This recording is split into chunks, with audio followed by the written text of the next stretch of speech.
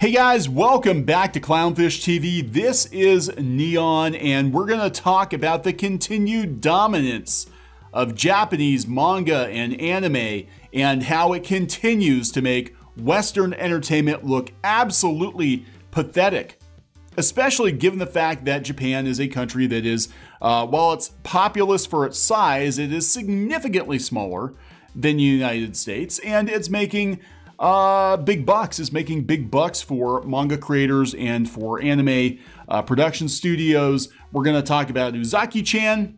We're going to talk about her, and we're going to talk about Demon Slayer, both of which are making Western animation and comics look pathetic. Before we get into it, please subscribe for more pop culture, news, views, and rants. Guys, we're at 151,000 subs. Thank you so much for the support. We are completely independent. We're completely objective. We are not owned by any corporations. We're not paid off by any corporations. So if you want objective, opinionated pop culture news, this is the place for you. So Demon Slayer is the 5th biggest box office in Japanese history. We'll talk about that. We're going to talk about a manga sales milestone for Uzaki-chan. Volumes 1 through 5 have exceeded 1.5 million copies. 1.5 million copies. We'll talk about that too. But first, Demon Slayer. We've been chronicling the meteoric rise of Demon Slayer, and this movie is just blasting past everybody. So Demon Slayer, according to SOMAG News, I don't know. Demon Slayer, the movie Mugen Train, has been making history in Japan. Last Sunday, the anime reached the mark of 20.4 billion yen, almost $200 million US, collected at the box office. Demon Slayer became the 5th most watched movie in the history of Japan, surpassing Harry Potter and the Philosopher's Stone, the 3rd biggest anime of all time, leaving behind the animated Castle. I think we're talking Castle in the Sky by Miyazaki. The biggest box office in the Asian countries are Spirited Away, also by Miyazaki, Titanic, Frozen, and Your Name. The expectation that Demon Slayer Mugen Train will still climb some positions in the rankings since the film managed to raise 20 billion yen in 24 days. Yeah, it could hit 300 million US dollars. I don't know. I don't know. They have another Chinese movie that's actually doing really well. It's $240 million in revenue. It's a Zhang Zia, I think. CG movie, looks like it's doing well. But yeah, Demon Slayer is just, it's crazy because it is 2D. It's only been released in Japan as far as I know. And it's making Western releases look very, very sad. And unfortunately, what comes with this attention is some of the people who want to commandeer the manga and anime platforms to use for, political messaging, for social messaging. They're salivating, absolutely salivating at the prospect of getting their meat hooks into something like Demon Slayer. So I don't know. This is only something that could have been produced in Japan, I believe. And that is the biggest problem we have with a lot of co-productions, Western and Japanese co-productions, is I think a lot of times Westerners want to apply their sensibilities to what Japan produces, and the results are mixed. I mean, we're kind of seeing that with Crunchyroll Originals, where they're basically doing Tumblr comics, anime style. High Guardian Spice has yet to appear, and X-Arm is getting blasted all over the place. It wasn't just us. We called out that the trailer looked terrible, and this is another Crunchyroll original co-production between Crunchyroll and Japanese studios, and X-Arm just looks like trash, just pure trash. And High Guardian Spice is still nowhere to be seen. If you let Japan do it on their own, we get stuff like Demon Slayer. So that's why you should just stay the hell out of their business, America. Just bring the stuff over here. Bring it over here, but you don't need to be telling them what to do. We don't need X-Arm. We don't need High Guardian Spice and all this other bullshit. But what we do need is Uzaki-chan and her endowed physique. She is coming to the U.S. via Funimation. I don't know how that's going to go. I don't know how they're going to censor it, because they probably will. But, you know, it wouldn't have mattered if she went to Crunchyroll anyway, because it looks like Crunchyroll is getting sold to Sony, who owns Funimation, so it's all going to the same place.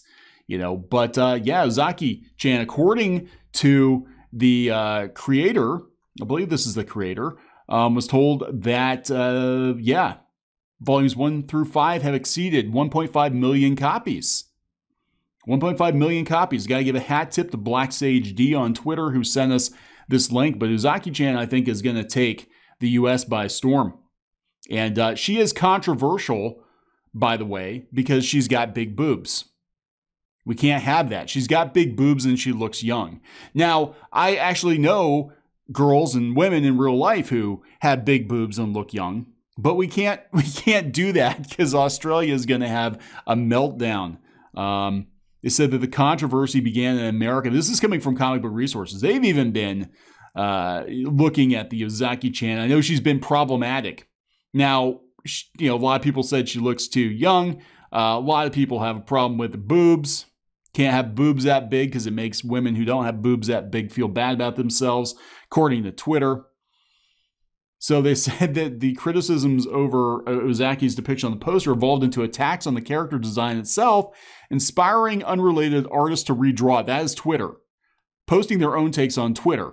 One particularly infamous redraw is by an artist who draws Homestuck fan art, who called the design gross and Ozaki's outfit boring. Let's see what... Oh, okay. Let's just make her look, yeah, and very Western. And yeah, come on. This is not going to sell.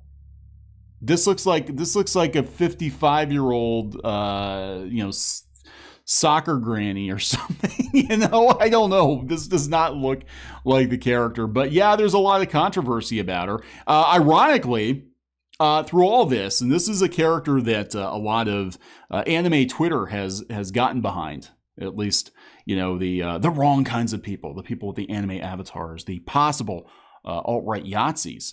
Monica Rial is doing her voice, so go figure. I don't know if how the dub is gonna land with people because of that, because there's been a lot of controversy, around her, you know, in regards to the Vic Mignogna situation. But who the hell knows?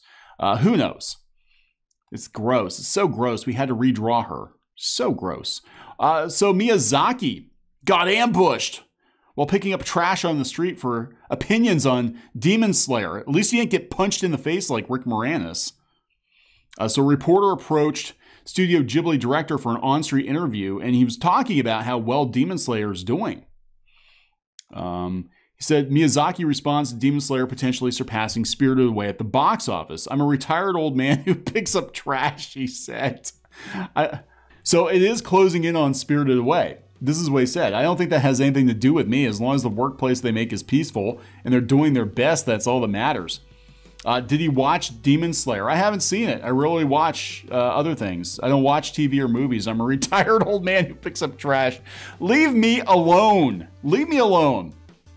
On how he feels about fans lamenting Spirited Away's losing its spot. I don't care about that. The industry will be inflated these days. Anyway, I need to pick up trash. So he doesn't give a shit. Miyazaki does not care. He's like, just leave me alone. Just leave me alone. I'm almost 80 years old. I just want to pick up trash. I don't really care about Demon Slayer. This is not something that Ghibli would have done anyway. Other creators, though, like the Fruits Basket creator, they're doing fan art. She's doing Tanjiro fan art. Look at that. That's pretty cool. Yeah, so other creators are very aware of how popular Demon Slayer has become. And again, I'm sure Hollywood is salivating at the prospect of making an ill-conceived live-action remake of Demon Slayer, or getting its meat hooks into Demon Slayer somehow for great justice, for great social justice. I'm sure that's coming. So Japan, you do very well to keep Hollywood as far away from your successful properties as possible, lest they be ruined, because that will totally happen. Or worse, they'll do this. They'll do this to Demon Slayer. So I'm going to wrap it up. Please subscribe for more pop culture news, views, and rants, and we'll talk to you guys later.